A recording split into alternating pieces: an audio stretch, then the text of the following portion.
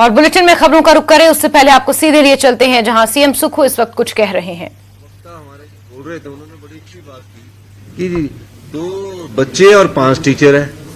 ऐसे इस प्रकार के संस्थान खोल के क्या प्रदेश को हम सही दिशा से आगे बढ़ने ले जा सकते हैं। मैं इस प्रदेश की सेवा करने के लिए आया।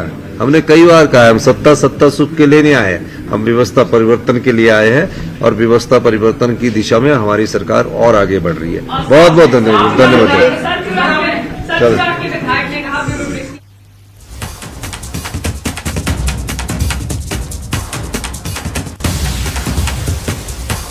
और बात बड़ी खबर की, विधानसभा के बजट सत्र का आज दूसरा दिन है। डी नोटिफिकेशन पर सदन में नोक झोंक लगातार देखने को मिल रही है। सरकार और विपक्ष में नोक झोंक हुई है। सीएम के कहने पर स्पीकर ने डी नोटिफिकेशन पर चर्चा करने की इजाजत दे दी है और पूरे दिन के कामकाज को स्थगित कर सिर्फ डी नोटिफिकेशन के मुद्दे पर ही चर्चा होगी। विपक्ष के तमाम आरोपों के बीच डी नोटिफिकेशन को लेकर चर्चा की जाएगी और इसी मुद्दे पर लगातार नोक-झोंक देखने को मिल रही है। सदन के बाहर भी लगातार भाजपा का ये विरोध प्रदर्शन जारी है, आक्रोश रैलियां जारी हैं और अब विधानसभा सदन में भी इसको लेकर गतिरोध देखने को मिल रहा है। बीते कल भी डी नोटिफिकेशन के मुद्दे पर हल्की फुल्की बहस देखने को मिली, जिस मुद्दे पर सदन से वॉकआउट भी किया विपक्ष ने और आज एक बार फिर से डी नोटिफिकेशन का मुद्दा सदन में गूंजा, जिसको लेकर जमकर हंगामा बरपा। नोक-झोंक देखने को मिली विपक्ष और सरकार के बीच। सीएम सुखू से जवाब तलब किए गए। सीएम सुखू ने स्पीकर से सारा दिन इस मुद्दे पर चर्चा करने के लिए अनुमति मांगी, जो कि मिल गई और बाकी सभी कार्य स्थगित कर सिर्फ डी नोटिफिकेशन के मुद्दे पर ही चर्चा होगी। ये इतिहास में पहली बार अपने आप हो रहा है। अपने आप में ये पहला मौका होगा जब इस तरीके से सदन में बाकी सब कार्यक्रमों पर चर्चा ना करके सिर्फ एक अहम मुद्दे पर ही चर्चा की जाएगी। डी नोटिफिकेशन के मुद्दे को लेकर लगातार भाजपा मुखर है और भाजपा यहां तक कह चुकी है कि अगर जो संस्थान बंद किए गए हैं उन्हें नहीं खोला गया तो आमरण अनशन तक विपक्ष करने को तैयार है।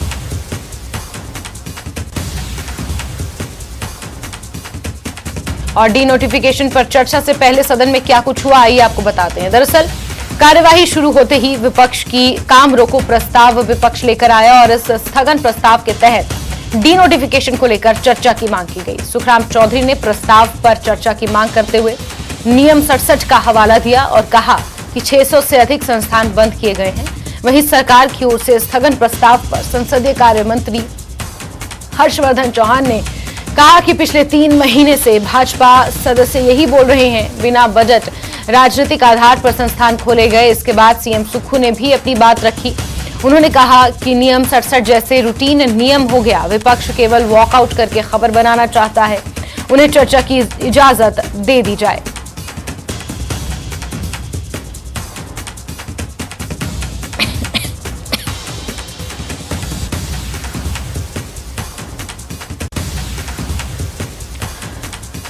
वहीं डी नोटिफिकेशन को लेकर सदन में चर्चा होनी है। चर्चा में शामिल विधायक राजेश धर्माणी भी चर्चा में शामिल हुए। धर्माणी ने कहा यह चर्चा होनी नहीं चाहिए थी, विपक्ष को माफी मांगनी चाहिए थी। भाजपा विधायक जीतराम कटवाल ने भी बयान दिया है। कुर्सी पर बैठते ही संस्थान बंद किए गए, इस तरीके की बात उन्होंने की है और डी नोटिफिकेशन के मुद्दे पर सदन में चर्चा हुई। तीखी नोक-झोंक भी विपक्ष और सत्ता पक्ष के बीच देखने को मिली। वहीं नेता प्रतिपक्ष जयराम ठाकुर का बयान सामने आया है। विषय की गंभीरता को समझने की जरूरत है, सत्ता पक्ष को इस बात का ध्यान रखना चाहिए। कांग्रेस विधायक इंद्रदत्त लखनपाल भी इसमें शामिल हुए। विपक्ष बेवजह हो हल्ला कर रहा है, ये इंद्रदत्त लखनपाल ने कहा।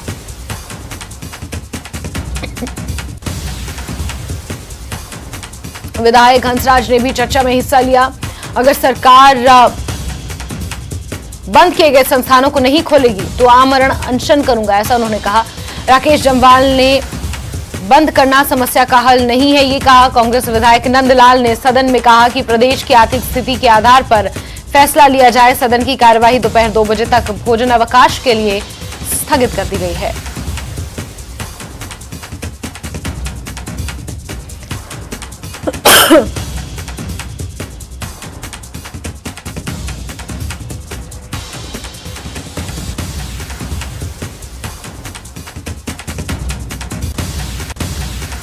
और सदन की कार्यवाही को 2 बजे तक के लिए भोजन अवकाश के लिए स्थगित कर दिया गया है, लेकिन उससे पहले सीएम सुक्खू की इस पूरे मसले पर प्रतिक्रिया आई है। क्या कुछ कहा है सीएम सुखविंदर सिंह सुक्खू ने, आइए आपको सुनाते हैं। हम चाहते हैं कि उसमें सार्थक चर्चा हो, लेकिन मुझे लगता है कि भाषण के अलावा अभी तक जिन भी वक्ताओं ने भारतीय जनता पार्टी के बोला है उसमें कोई तर्क के साथ अपनी बात नहीं रखी है। कोई अपने को जस्टिफाई भी नहीं कर पा रहे हैं कि कौन सा संस्थान कहाँ खुलना चाहिए। मैं चाहूंगा कि लंच के बाद जस्टिफाई करे अपनी बात को कि यहाँ स्कूल खुलना चाहिए, यहाँ डिस्पेंसरी होनी चाहिए, यहाँ ये होना चाहिए। उन सब बातों को जस्टिफाई करे। हम तो पहले कह चुके हैं नीड बेस जब होगा तो उसको खोलेंगे, लेकिन जब इनके विधायक जो चर्चा लाए हैं नियम 67 के तहत काम रोको में, और अपनी बात कहने के लिए भाषण में ज्यादा विश्वास करते हैं, तो भाषण के द्वारा तो प्रशासनिक फैसले नहीं लिए जाते ना, तर्क के आधार पर, डिस्टेंस के आधार पर फैसले लिए जाते हैं। अभी चर्चा चालू है और चर्चा में मैं चाहूंगा कि भारतीय जनता पार्टी के सभी विधायक खुलकर बोले और तर्क के साथ बोले। अभी जिस वक्ता ने बोला अगर उनके वहां संस्थान खोले गए तो उनसे ये पूछना चाहिए था इसके लिए बजट का प्रावधान कहाँ किया गया है, इसके लिए कौन से नॉर्म्स लिए गए हैं। कोई ऐसी चीज लाए नहीं। अभी एक वक्ता हमारे जो बोल रहे थे उन्होंने बड़ी अच्छी बात की कि 2 बच्चे और 5 टीचर है। ऐसे इस प्रकार के संस्थान खोल के क्या प्रदेश को हम सही दिशा से आगे बढ़ने ले जा सकते हैं? हमें इस प्रदेश की सेवा करने के लिए आए हैं। हमने कई बार कहा है हम सत्ता सुख के लिए नहीं आए हैं, हम व्यवस्था परिवर्तन के लिए आए हैं और व्यवस्था परिवर्तन की दिशा में हमारी सरकार और आगे बढ़ रही है। और चलिए सीधे रुक करेंगे हमारे सहयोगी रणबीर का। ज्यादा जानकारियों के साथ हमारे साथ जुड़े हुए हैं रणबीर। डी नोटिफिकेशन के मुद्दे पर आज भी सदन में गतिरोध देखने को मिला, नोक झोंक देखने को मिली हमें रणबीर। और हालांकि 2 बजे तक के लिए सदन की कार्यवाही अभी भोजन अवकाश के लिए स्थगित है, लेकिन आगे भी इसी मुद्दे पर चर्चा की जाएगी। क्या कुछ अपडेट्स रहे आज के?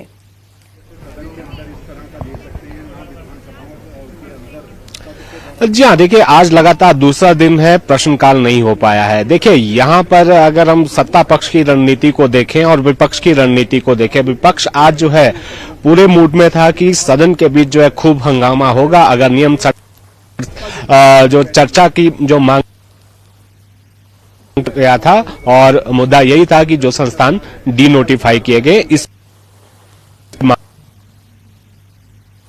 यहाँ पर ये पहले तो स्पीकर ने जो कुछ मामले जो है अदालत में भी चल रहे हैं तो इसलिए चर्चा संभव नहीं है, लेकिन दूसरा ये भी है कि यहाँ पर जो सदन के नेता हैं उनसे भी पूछा गया कि क्या वो चाहते हैं। उन्होंने मुख्यमंत्री ने जब ये कहा कि ये गैर जरूरी मुद्दा है, कोई है नहीं, लेकिन फिर भी अगर विपक्ष चाहता है तो उसका सम्मान किया गया और उस पर चर्चा शुरू हुई। तो देखिए आज जो पूरा बिजनेस था हाउस का, जो आज जो भी कार्रवाई होनी थी, प्रश्नकाल होना था, अनुपूरक बजट जो है जो अनुदान मांगे उन पर चर्चा होनी थी, वो पारण होना था, वो सारा जो है आज स्थगित कर दिया गया। आज पूरा दिन इसी पर जो है चर्चा चल रही है। अभी सत्ता पक्ष और विपक्ष की तरफ से जो है लगातार एक दूसरे को घेरने की कोशिश की जा रही है। पक्ष की तरफ से जो है लगातार एक दूसरे को घेरने पर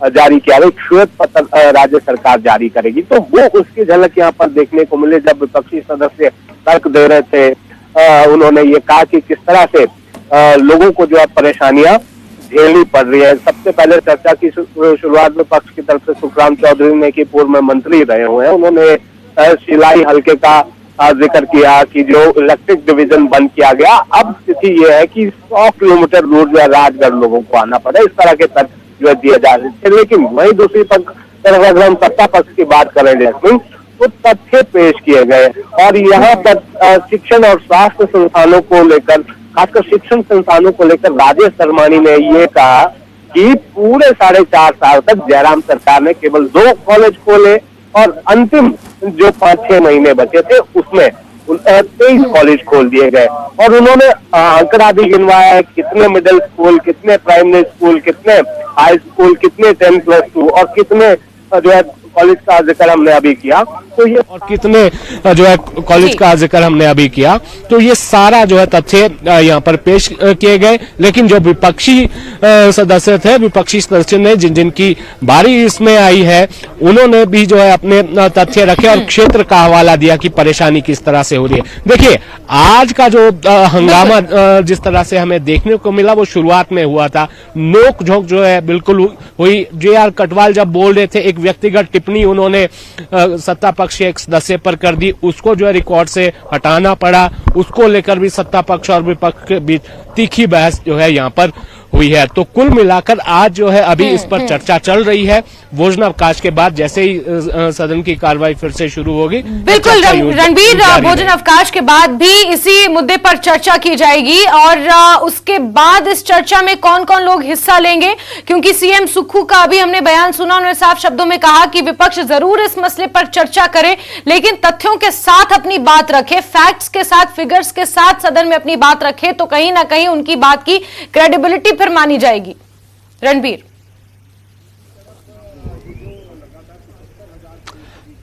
जी हाँ, मुख्यमंत्री ये कह रहे, पहले तो उन्होंने विपक्ष की नीयत पर सवाल उठाया कि जो नियम 67 है उसका जो है दुरुपयोग विपक्ष कर रहा है, ये बात मुख्यमंत्री ने कही। अगर उनको बात रखनी थी तो तर्क दिया जाना चाहिए था। और सत्ता पक्ष की जब से जो रामपुर से सदस्य है, विधायक हैं कांग्रेस के, तो यहाँ पर उन्होंने कहा कि पूर्व की जो कांग्रेस सरकार थी उसमें किस तरह से धड़ाधड़ जो है संस्थान खोले गए। और जो राकेश जम्वाल है, उन्होंने तो यहाँ तक कह दिया कि डैर कॉलेज का जब उद्घाटन, जब शिलान्यास किया गया तो उस वक्त तो जमीन तक नहीं थी, ये तर्क दिया गया। लेकिन उसके जवाब में नंदलाल ने ये कहा, जो कांग्रेस के विधायक है, कि यहाँ तो 10 किलोमीटर के दायरे में ही जो है 2 सब डिवीजन जयराम सरकार ने खोल दिए थे। और जो जूरी कॉलेज जो खोला गया था उसको लेकर ये नंदलाल ने कहा कि 4.5 साल तक जयराम ठाकुर के पास जाते रहे लेकिन उसको उस पर जो कोई फैसला नहीं किया। अंत में जब चुनाव आए तो चुनावी फायदा देखते हुए ये संस्थान खोले गए। जितने भी जो सत्ता पक्ष के सदस्य थे उन्होंने केवल यही विपक्ष की तरफ बिल्कुल रणबीर, तो भोजन अवकाश के बाद भी हम ये मान सकते हैं कि डी नोटिफिकेशन के मुद्दे पर ही नोकझोंक देखने को मिलेगी और उस वक्त कैसा माहौल रहेगा आपसे जानेंगे। रणबीर, फिलहाल के लिए बहुत शुक्रिया हमसे जुड़ने के लिए। और ब्रेक के बाद खबरों के सिलसिले को आगे बढ़ाते हैं। शिमला नगर निगम चुनाव के लिए भाजपा की तैयारियां जोरों पर हैं। बीजेपी मुख्यालय दीप कमल में आज 90 सदस्य समिति की एक बैठक हुई, जिसमें शामिल होने के लिए भाजपा प्रभारी अविनाश राय खन्ना और सह प्रभारी संजय टंडन पहुंचे। यहां इन दोनों नेताओं का स्वागत भाजपा प्रदेश अध्यक्ष सुरेश कश्यप और कार्यकर्ताओं ने किया।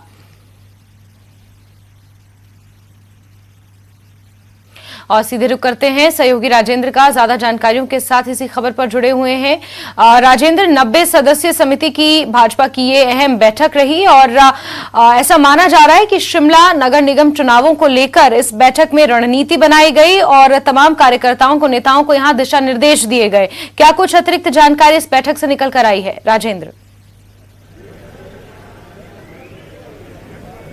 जैस्मिन, भाजपा की तैयारियों की अगर बात करें तो दृष्टि पत्र की ओर अब भाजपा बढ़ चुकी है। आज जो बैठक थी उसमें सजेशंस लिए गए, सभी जो 90 सदस्य बैठक में शामिल हुए थे उनसे कि किस प्रकार का दृष्टि पत्र भाजपा का नगर निगम चुनावों में होना चाहिए, क्योंकि इससे पूर्व भाजपा नगर निगम में सत्तासीन थी और प्रदेश में भी भाजपा की सरकार थी।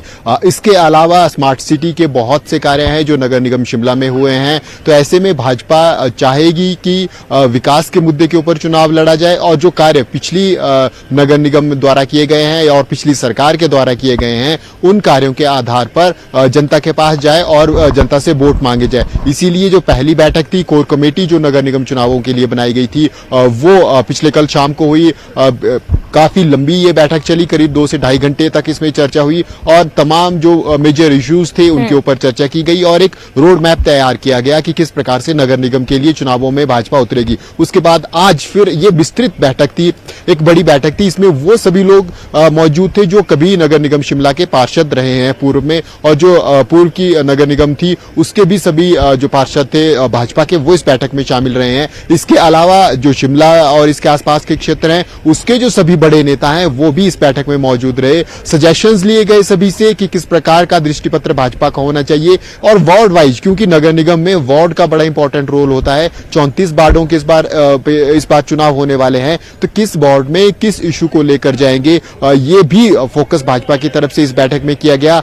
इसके अलावा एक ओवरऑल भी दृष्टिपत्र भाजपा तैयार कर रही है जिसमें सभी वार्डों के लिए एक तरीके से संबोधित किया जाएगा, सभी के लिए कॉमन दृष्टिपत्र होगा। इसके अलावा जो अलग अलग वार्डों में काम किए गए हैं उनके ऊपर भी फोकस किया जाएगा। इसके अलावा जो दूसरा पहलू दृष्टिपत्र का रहने वाला है, जो उम्मीद लगाई जा रही है, उसमें भविष्य के कार्यों की चर्चा भी की जा सकती है कि अगर भाजपा दोबारा से नगर निगम में आती है तो फिर इन इश्यूज के ऊपर चर्चा की जाएगी। इसके अलावा जो इनडायरेक्टली राजनीतिक तौर पर कोशिशें की जा रही है भाजपा की तरफ से कि कोई डिस्प्यूट पार्टी के बीच में ना हो, चाहे वो बड़े लीडर्स हो या छोटे लीडर्स हो, उनको उससे ओवरकम करने के लिए भी लगातार बैठकों का दौर जारी है। आज भी बैठक हुई, पिछले कल भी बैठक हुई, इससे पहले भी एक बैठक हो चुकी है और स्टेट लीडरशिप इन बैठकों में इन्वॉल्व हो रही है। ऐसा नहीं कि सिर्फ शिमला जिला या नगर निगम के जो भाजपा के पदाधिकारी हैं वो बैठकों ले रहे हैं, बल्कि स्टेट लीडरशिप है। हमने देखा भाजपा प्रदेश प्रभारी बैठक ले रहे हैं, सह प्रभारी बैठक में मौजूद है, पूर्व मुख्यमंत्री, नेता प्रतिपक्ष मौजूद हैं, तो इसके अलावा महामंत्री मौजूद हैं। तो जो पूरी भाजपा की कोर ग्रुप है स्टेट लेवल का, वो इन बैठकों में मौजूद हो रहा है और वो इन सब बैठकों की निगरानी कर रहा है। आज भी कुछ देर बाद प्रेस कॉन्फ्रेंस रखी गई है। जो प्रभारी बनाए गए हैं सिरमौर जिला से आते हैं सुखराम चौधरी, उनको प्रभारी बनाया गया, पूर्व मंत्री हैं। तो ऐसे में कोशिश की गई है, जो सुखराम चौधरी की नियुक्ति है उसको भी इसी तरह से देखा जा रहा है कि कोई शिमला का लोकल व्यक्ति को छोड़कर बाहर, चाहे शिमला संसदीय क्षेत्र से, बिल्कुल राजेंद्र, और जिस तरीके से ताबड़तोड़ बैठकें हो रही हैं भाजपा की, उससे ये अंदाजा लगाया जा सकता है कि शिमला नगर निगम चुनावों को लेकर पूरे तरीके से भाजपा अपनी कमर कस चुकी है। स्टेट लीडरशिप, तमाम बड़े लीडरों का इसमें शामिल होना यह दर्शाता है कि भाजपा किसी तरह का रिस्क नहीं लेना चाहती, खासतौर पर विधानसभा चुनावों में जो करारी हार भाजपा को झेलने को मिली है, उसके बाद भाजपा पूरे तरीके से तैयार है शिमला नगर निगम चुनाव के लिए। राजेंद्र, नजर आप बना के रखिए। बहुत शुक्रिया हमसे जुड़ने के लिए और तमाम जानकारियां दर्शकों तक पहुंचाने के लिए। चलिए आगे बढ़ेंगे। केंद्र सरकार की ओर से श्रम कानूनों और नीतियों में किए बदलाव को लेकर मजदूर संगठनों में खासा रोष देखा जा रहा है। इसी के चलते सीटू के बैनर तले सैकड़ों मजदूरों ने एकत्रित होकर हनुमान चौक के पास प्रदर्शन किया और उसके बाद हनुमान चौक से लेकर बद्दी तहसील ऑफिस तक केंद्र सरकार के खिलाफ जमकर नारेबाजी कर अपना रोष व्यक्त किया। वहीं सोलन में मजदूर यूनियन ने मनरेगा का रजिस्ट्रेशन बंद करने के विरोध में धरना प्रदर्शन किया और डीसी को एक ज्ञापन सौंपा। इस प्रदर्शन में यूनियन के सभी सदस्य मौजूद रहे। मजदूर यूनियन के प्रधान जोगिंदर ने बताया कि मनरेगा का रजिस्ट्रेशन बंद करने की वजह से मजदूर परेशान है। साथ ही मजदूरों को दी जाने वाली सभी सुविधाओं को बंद कर दिया गया है। मजदूरों को अब ना शादी के क्लेम और ना ही छात्रवृत्ति की सुविधा मिल रही है, जिसके विरोध में मजदूरों ने प्रदर्शन किया। जी एक तो ये मनरेगा का जो भी इन्होंने रजिस्ट्रेशन वगैरह जो है बंद कर दी, और उसके बाद जो हमारा वो है क्या नाम करने को, जो हमारे को सुविधाएं मिलती थी ना मजदूरों को, जैसे शादी के क्लेम है और छात्रवृत्तियाँ, सारा जो है इन्होंने बंद कर दिया। 2022 से जो है बिल्कुल बंद कर दिया है। हम जो है इस करके जो है आज जो है एकत्रित हुए हैं, मजदूर आ रहे हैं हमारे, और हम जो है धरना प्रदर्शन करेंगे और डीसी को जो है अपना ज्ञापन सौंपेंगे। और केंद्र सरकार की ओर से श्रम कानूनों और नीतियों में किए बदलाव को लेकर बद्दी में भी तमाम मजदूरों ने धरना प्रदर्शन किया। बीबीएन के हनुमान चौक पे लाल झंडा हाथ में थामे हुए मजदूर जो नाइट ड्यूटी करके आए हैं, होने के बाद कुछ लोग कोर्ट में चले जाते हैं और कुछ बोलते हैं पेपर लीक हो गया और भर्ती खत्म। हिमाचल प्रदेश विधानसभा में नगर निगम शिमला को लेकर अध्यादेश पेश किया गया। बजट सत्र के पहले दिन पेश किए गए इस अध्यादेश में शिमला नगर निगम में वार्डों की संख्या 34 करने का प्रावधान है, जिससे अब शिमला नगर निगम में वार्डों की संख्या 41 से घटकर 34 हो जाएगी।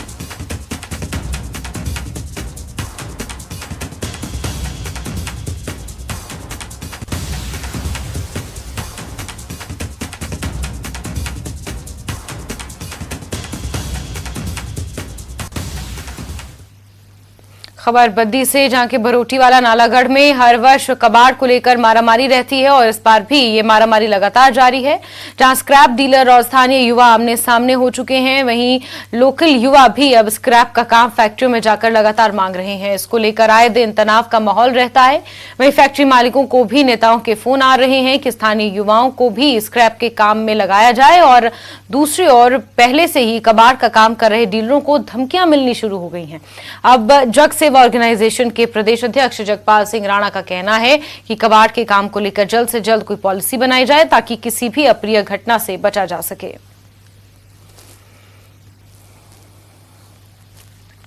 वहीं हमीरपुर शहर से अवैध रेहड़ियों को हटाया जाएगा। नगर परिषद की बैठक में यह निर्णय लिया गया। इस बैठक की अध्यक्षता नगर परिषद के अध्यक्ष मनोज कुमार मनहास ने की। पिछली मासिक बैठक में हमीरपुर शहर में अतिक्रमण को हटाने के लिए कमेटी का गठन किया गया था, जिसके बाद कमेटी की रिपोर्ट पर अवैध रेहड़ियों को हटाने का फैसला लिया गया।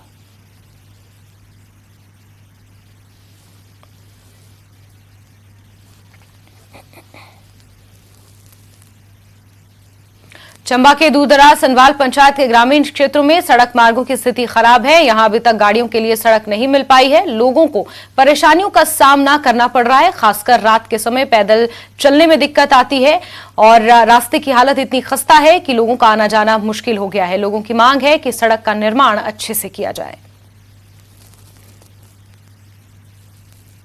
और किन्नौर के नाकों में स्केटिंग प्रतियोगिता आयोजित की गई, जिसका नाम अब इंटरनेशनल बुक ऑफ रिकॉर्ड में दर्ज कर लिया गया है। प्रतियोगिता किन्नौर में करीब 12,000 फीट की ऊंचाई पर स्थित नाको झील पर हुई और ये अपने आप में दुनिया का पहला एक ऐसा आइस स्केटिंग रिंग है जो विश्व में सबसे बड़ी नेचुरल आइस स्केटिंग रिंग के तौर पर जिसकी पहचान है।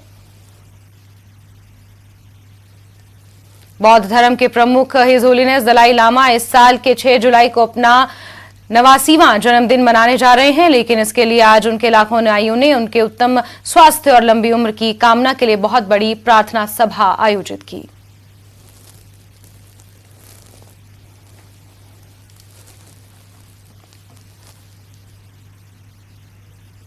और इसी के साथ अपना हिमाचल में अभी के लिए बस इतना ही, लेकिन हिमाचल प्रदेश की तमाम अहम खबरों को जानने के लिए जुड़े रहिए न्यूज़ 18 JKLH के साथ। नमस्कार।